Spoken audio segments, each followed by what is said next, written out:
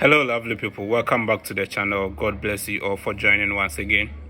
Today I made a statement last week that we need to be very careful about the farmer. Yes, I'm not saying this in the wrong way. The farmer feed all of us, and then we need to be sure that the farmer is doing the right thing. That's one of the main objectives of doing this training. We'll look at the effects of wrong application of pesticides, or when pesticides are not used correctly. Now, we've talked about some of the effects already, so I'm just going to mention it, and then I'll move on to the health aspects, which is the main topic for this week's training. We have the water contamination through runoffs or washing of the pesticides bottles in water bodies or the knapsacks in the water bodies. We have the soil contamination, excessive application causing leaching into groundwater and contaminating groundwater. We have air pollution that can be caused by drifting whilst applying when the winds are high, and also too much application.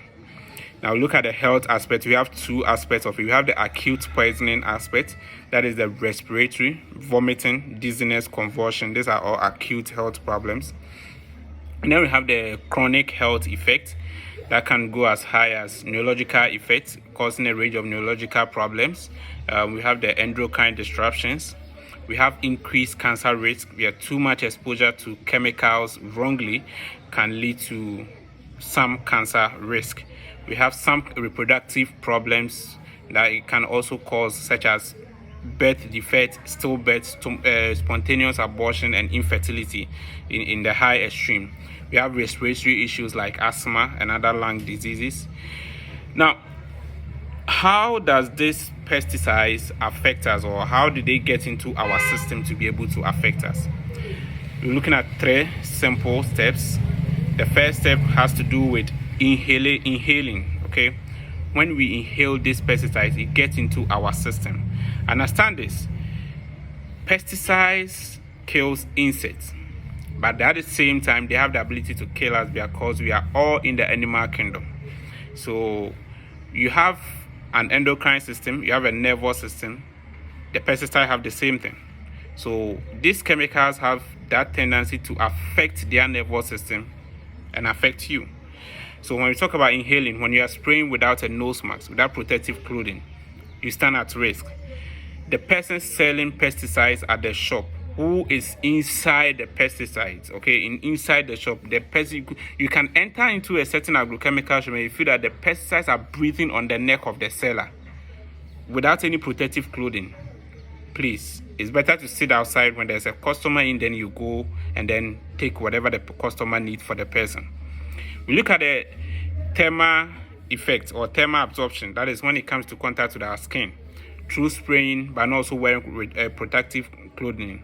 Or it can also even happen with drifting. Maybe a farmer is spraying, you are passing by, there's too much wind, and then it drifts and then it touches your skin. That is another thing. So you might not be a farmer, but then you have effect on it. Ingestion: when we drink contaminated water by pesticides or eat contaminated food by pesticides, it gets into our system and it can cause problems to us. How does it do it? Remember, we talked about active ingredients and mode of action. So every pesticide has an active ingredient. Now, the active ingredient is a specific chemical compound in the pesticide, while the mode of action is how that compound affects the target organism. Okay? So when you buy any pesticide, there is an active ingredient and there is a mode of action. The active ingredient will determine the mode of action. The active ingredient will also let you know whether it's even systemic or it's just contact. Now, this mode of action I'm going to talk about today is not about systemic or contact.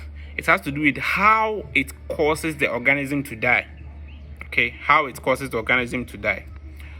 For example, we have active ingredient that affects the nervous system of the organism to die. We have the organophosphate, the carbamate. Okay, it's an enzyme crucial for nervous signal transmission. Okay, we have the pyrethroids that affect, disrupt the nervous impulses and causes paralysis. Okay, so for example of carbamate has to do with chlorpyrifos, and then carbofuran. Carbamate is carbofuran, sorry. And then we have organophosphate that has to do with chlorpyrifos. We have pyrethroids that has to do with bifenthrin, deltametrin, cypermethrin, lambda, cyhalothrin. You realize that I'm not mentioning trade names. I've not mentioned anything like sampyrifos.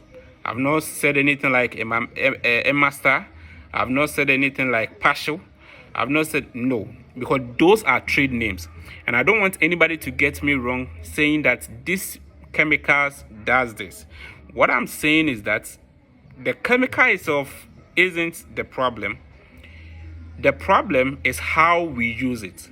And how it affects us is because of the active ingredient in that chemical. So that's why I'm focusing on active ingredients and how they affect you. We have some that disrupt growth development. Okay, we have the cell processes active ingredients, metabolic pathway active ingredients. So these are all serious active ingredients. Now let me give you a few examples. Nicosulfuron inhibits plant amino acid synthesis. So that is how it's able to control it. It inhibits the plant amino acid synthesis. Emamectin benzoate, it causes insect paralysis by suppressing muscle contraction. That is how it works. So that is why it controls your insect. Mancozeb, okay, it's a fungicide. Acts by disrupting lipid metabolism. That is how it operates. Metalaxyl, another fungicide, disrupt fungal nucleic acid synthesis. Okay, so as you can see all this on your screen, this is how this active ingredient works. And when they get into our system, when we ingest it into our system, it has the tendency to have the same effect on us, but it's not rapid.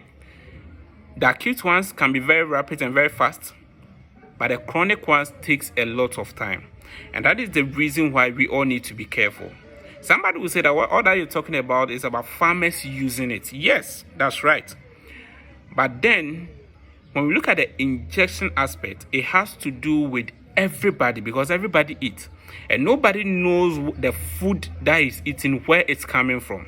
When you buy your tomatoes, when you buy your garden eggs, when you buy your plantain, whatever that you buy, you don't know exactly where it's coming from.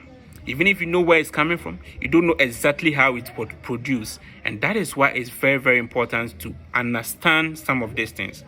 Now, next week's training is going to be very crucial. Please, if you miss any of my trainings, don't miss next week's one, because it is the biggest one. That's my favorite. We're going to talk about PHI and then maximum residues levels of pesticides. Now, this is very crucial because when you buy your wache, when you buy your banku and tilapia with pepper, when you buy any other food, when you are eating your fufu, what are you eating? What is the amount of pesticides in what you are eating? This is a big question for all of us. We all eat, and we really need to appreciate the farmer and make sure the farmer is doing the right thing. The training has been long today, so I'm going to end here. We'll talk again next week when we look at PHI and then maximum residues levels. Shalom and peace.